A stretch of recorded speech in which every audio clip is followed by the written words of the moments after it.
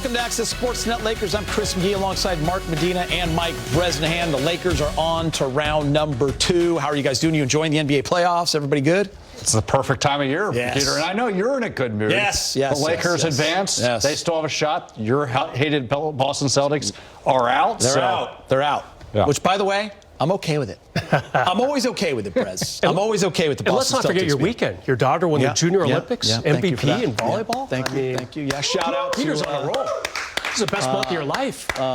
18 Amir, rock star. It's a love club. Nice. But 18 Love, but they did a good job. They won the whole thing, the Natty. So I'm super proud of them. So congrats, standing up. Congrats, ladies. Yeah, they deserved it. Best team start to finish.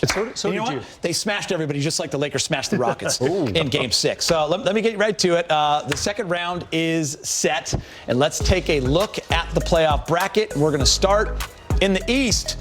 The Detroit Pistons survive the Orlando Magic down 24 in Game 6. They win in 7. They will host the Cleveland Cavaliers, who won their Game 7 on Sunday night against the Toronto Raptors. The Knicks have patiently been waiting after their beatdown of the Hawks in Game 6. They will take on the surprise knockout of the playoffs so far. The 7 seed, Philly, down 3-1, wins 3 in a row to take out the hated Boston Celtics. And in the West, it's 1 versus 4, as it was always supposed to be. Oklahoma City against LA Lakers. And then how about the Timberwolves? What a series they had, finding a way to get it done with some key injuries, taking out the Nuggets 4-2. San Antonio took care of the Blazers 4-1. So we get Minnesota, San Antonio. All right, here we go, fellas. Round 2 coming, but I want to take a look back at round number 1. All right, President, I'm going to start with you. Just 2 takeaways from the series.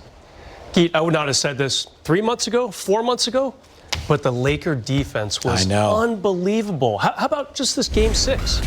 Houston shot, 29% in the first half? Are you kidding me? In an elimination game? I thought the Lakers were outstanding. I thought Marcus Smart really won the series with his performance in Game 3 with those 5 steals. I mean, he was outstanding. DeAndre Ayton, you and I have talked a lot about his defense, especially in that Game 2. Thought he was great. Vanderbilt was good. I mean, this is a Houston team that was without Durant for 5 of those games. I get it. They had their own internal issues. But for the Lakers to hold that team below 100 in 4 of the 6 games, especially in today's NBA, where you score 100 in like the second or third quarter these days, I thought it was outstanding. Great defense by the Lakers, period. Mark Medina? Well, Lakers can't make these same kind of performances against the Thunder. I give the Lakers full credit for beating the Rockets without Luka Doncic, for the most part without Austin Reeves.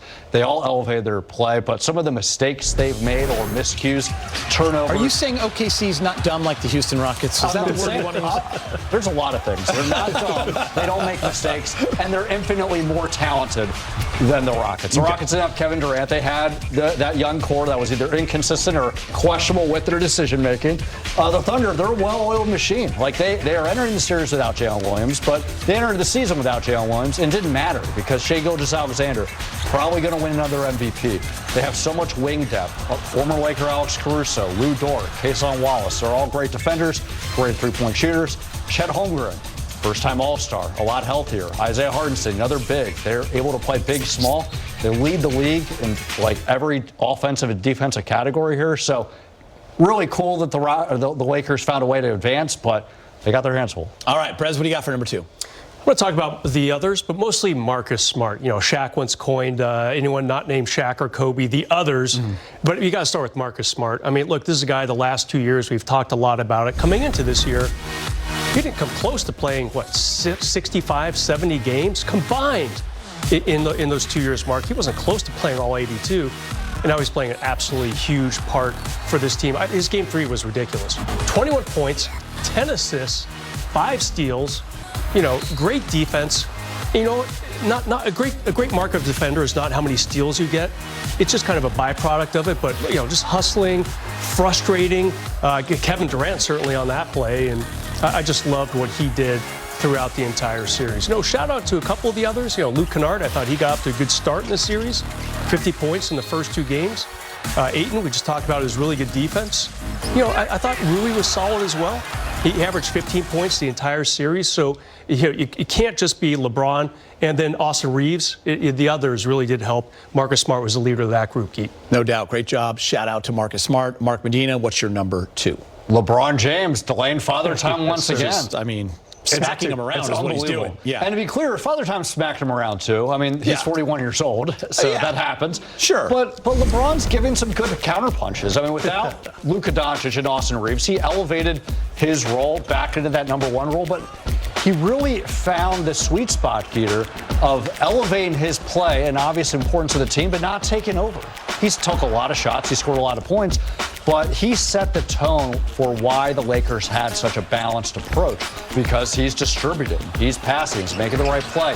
He also empowered guys. And, we saw in this Rockets series, his legs weren't always there, hence why he wasn't shooting well from 3. I think those heavy minutes, Game 4, Game 5, caught up to him, but he's still exploiting the basket. He's throwing down dunks that would warrant a 10 rating at a dunk contest, like that reverse jam earlier in the season. So as it pertains to the Thunder, he has some time to restart, and he is going to continue to pick up where he left off. All right, guys, here's a look at the season series between the Lakers and the Thunder. And OKC was dominant by an average of close to 30 points in their 4 wins over the Lakers. You see the point differential, the field goal percentage, the 3-point percentage was a big one, 43-30, and getting out rebounded by 7 on average. Here's JJ Redick on facing the champs. You're talking about a team that's they're top 5 in every category that's disruptive based. Steals, blocks, turnovers, forced, all that stuff. And they don't foul. They somehow do all of that without fouling, which is one of the most remarkable things, I think, in NBA history. With that point, is it repetition, like every day in practice? Did you do that with rebounding, for example? Yeah. You just have to keep hammering away at it? I think today was building towards like what tomorrow is going to look like and building towards Game 1. You don't obviously have as much time as you do for your first-round opponent. But we have to have some built-in pressure releases. Considering how good they are at defense, how important is it that everybody starts in the role offensively, and guys like Luke Kennard is a huge threat in what he does and helps spread the floor? I guess again, it's come down to can you take care of the ball and get a shot on goal. The starring in your role thing, I don't think is at this point in the season is not important. It's about getting a shot on goal and not turning the ball over. Tall task ahead, as JJ said. Obviously, huge underdogs coming into this series, and rightfully so. The Thunders are the champs. Let's give them their flowers right now. What makes them so good, guys? What sticks out when you watch this team, Brad? I feel like the depth. You had Jalen Williams for all of 33 games in the regular season. And what happened? You got off to almost a record-setting start, and you finished in the mid-60s in the win column. There's just too many guys that can help him. Chet Holmgren, all-star in his own right. You've got a really good bench. A.J. Mitchell. Mark. I know you're a big Gauchos fan, but I was not privy to the talents that he had until a few months ago when he started getting 15 a game. It's like, who is this guy? So who he is a former second-round pick out of UC Santa Barbara, and you got to talk about Caruso, and then you got the other Jalen Williams, slightly different spelling of that first name, a very good backup big man. Hartenstein, solid. He's a 10-10 guy almost every night. There's just so many people on this team, Geet. I'm kind of exhausting myself just talking about the depth. It just goes back to that ridiculous trade with the Clippers several years ago where they got Shea and 5 first-round picks. They still have a bunch of picks coming up, too. This team is just ridiculous, period. Yeah, and as a result, Gator, they lead the league or top of the league in almost every offensive, defensive metric. So that might not be surprising, but another interesting wrinkle with this is that the Thunder, they got the number 1 seed despite the fact that there's been so many injuries throughout the year. It started with Jalen Williams, but they had Isaiah Hartenstein miss a bunch of games. Same thing with Shea. Same thing with Alex Caruso, A.J. Mitchell. But it didn't really matter because of what Brez was saying. They have so much depth, continuity. I asked people around the Thunder organization why they've been able to absorb that, and it goes without saying, they're talented, so that helps, but there's so much continuity and familiarity because this team has grown together that's really plug and play when guys are in or out of the lineup. Guys, here's the stat for you. In the last 2 regular seasons, OKC Thunder have 132 wins. Wow. 68 and 64. That's an average of 66, Brez. That is not nothing, is it? That's pretty impressive, especially when you factor in Jay Will played how many games this year? Didn't you say he missed a bunch of games? He played only Talking on the 33. He missed podcast. 49 games. That's a wild stat. So Yeah. it just goes to show you how deep that team is. Now, anything can happen, right? We've seen it in sports our entire lives. We've seen it in the NBA. We just saw it with Philly and Boston. Philly down 3-1, found a way. That was a favorite in the East. Philly found a way to get it done in 7 games. Lakers have played above expectations the entire season. Brez, can they continue? Can they steal one on the road here in the first 2? That's a key. And if you win one on the road, then you can say, okay, well, what's up with Luka? How's his hamstring coming? And of course, J.J. Redick was non-committal about that. When asked about it at practice, still indefinite. But the more you can surprise this team right out of the gate, the better. It's going to be that classic rest versus rust argument. The Lakers just played a few days ago. And OKC's been off for what, a month, Mark, it feels like? Yep. I mean, they had zero trouble with Bergen's Suns. I feel like they won every game by an average of about 63 points. And, the Lakers, you just got to win one of those first 2 games, and then you can start to recalculate things a little bit. It's not going to be easy. Lakers 15.5-point underdogs for game 1. It's got to be the supporting cast. Cannot just be LeBron and Austin Reeves.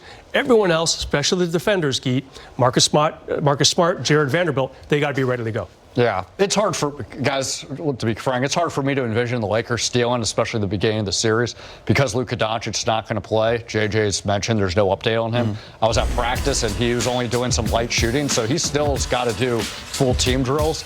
But the Lakers are going to go out swinging. I think Jake LaRavia said it best that, they respect them, but they don't fear them. They're going to go all out with the same characteristics that got them here. And Marcus Smart was saying, yeah, they obviously miss Luka.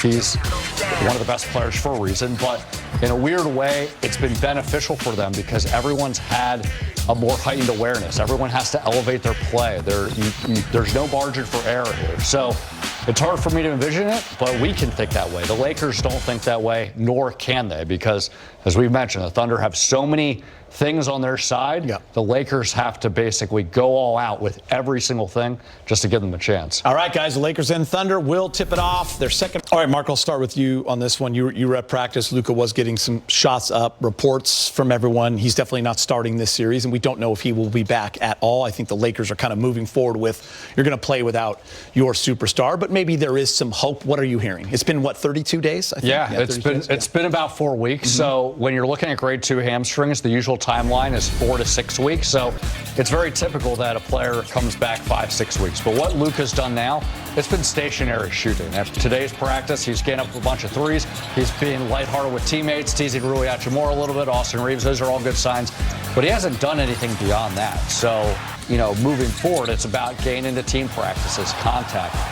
The encouraging thing here is that talking to doctors outside the organization for objective perspective on grade 2 hamstrings is, as long as you follow the protocols and don't rush them back, once a player comes back, they typically don't feel any symptoms. It's really plug and play. So as it pertains to Luka, I can imagine there's a scenario that as soon as he's back, beyond, shaying off some additional rust, you won't really see him missing a beat. But the tough part is, how many games can the Lakers go without him, knowing how great the Thunder are? Yeah, 32 days since he played. I mean, it's been a while. Even if he starts running tomorrow, that's still about a week away before he can really get up to game speed. Stationary shooting is one thing, but then you got to get 2 things: running and physicality. You and I talked about this in the podcast, Geet. You got to start, pushing into people in practices and scrimmages and getting checked and shoved all around and knocked down and get back up. He's just not at that point yet. It really bums me out, Geet, because if you look at his March, he averaged 38, 8, and 7. I mean, that is ridiculous. I mean, the Lakers went 15-2, and we can all pretty much put a finger on why. Obviously LeBron and AR were good as well, but that man right there was just on a different altitude than the rest of us in the month of March, and we were all like, oh no, here comes March. What's going to happen to the Lakers? And Luka made sure that he put his mark on the MVP race. He's not going to win it probably, but he's going to be top 3 because of what he did for this team to get them to as high as they were in the seedings in the West, despite a lot of injuries throughout the season. So the reigning MVP is SGA, and we all think he's on his way to possibly winning a second. Listen, this team is as JJ said, it's shaping up to be an insane run for them. Could be one of the all-time teams. The metrics show it, the analytics show it. Shea is really the key to their greatness. I mean, without him, they're still a great team, but they can't do what, winning championships and what the plan is, right? SGA really drives that. Oh, without a doubt. Yeah. It's his skill set and it's his gravity. And the reason why he leads the league